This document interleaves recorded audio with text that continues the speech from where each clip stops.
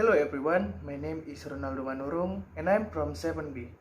Now, I will explain about psycholinguistics with subtopic language comprehension. Okay, let's go to the first slide. Language comprehension. Language comprehension is an overarching term used to describe a student's ability to derive meaning from written and oral language. Language comprehension is apparently something which is done unconsciously by most humans. It happens when a listener builds a mental representation of information contained within the language that a speaker is using. Dealing with language comprehension, it cannot be separated from its specific component that can be summarized as follows. The first, speech processing, the segmentation and classification of the incoming sensory input. As a matter of fact, in the speech processing, the sensory input is constructing a series of abstract. It's like auditory, phonetic, and phonological representation.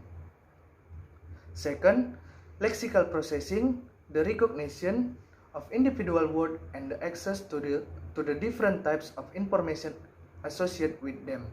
And the third, sentential processing, the extraction and the combination of synthetic information of individual words and their order to construct a synthetic representation and knowledge to arrive at a sentence interpretation.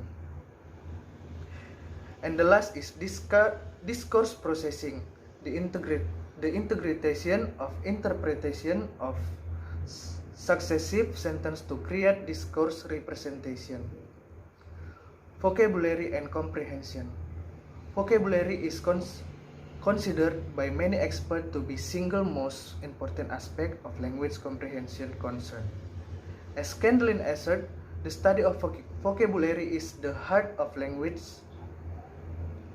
teaching in terms of organization of syllabus, the evaluation of learn, perform, and the provision of learning source.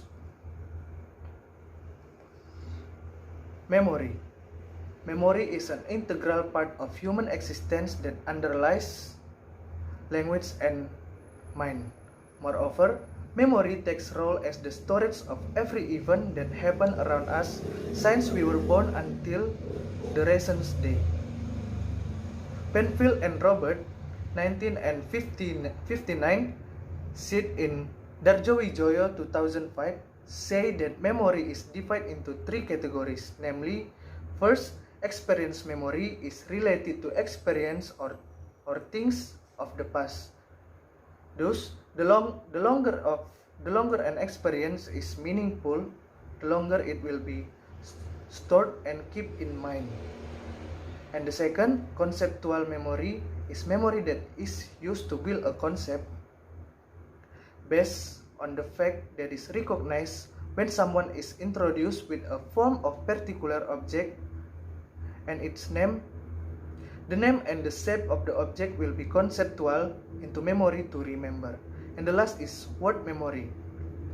Is memory that connects a certain concept of an object in the form of voicing the concept. Language processing. How language is processed? This question may concern with linguistic performs which present the use of knowledge of language. It is applied to process comprehension and production. Based on the above definition, language processing can describe the first, how people use their knowledge of language and how they understand what they hear and read. And the second, how they produce messages that others can understand in turn. And the last is how language represented in mind. Concerning on language processing, it is related to human perception toward language and language production. Language perception is human ability to analyze sounds and recognize it as a word or sentence, as well as grasp the ideas within it. Okay, so this is my explanation about psycholinguistics. Thank you for your attention.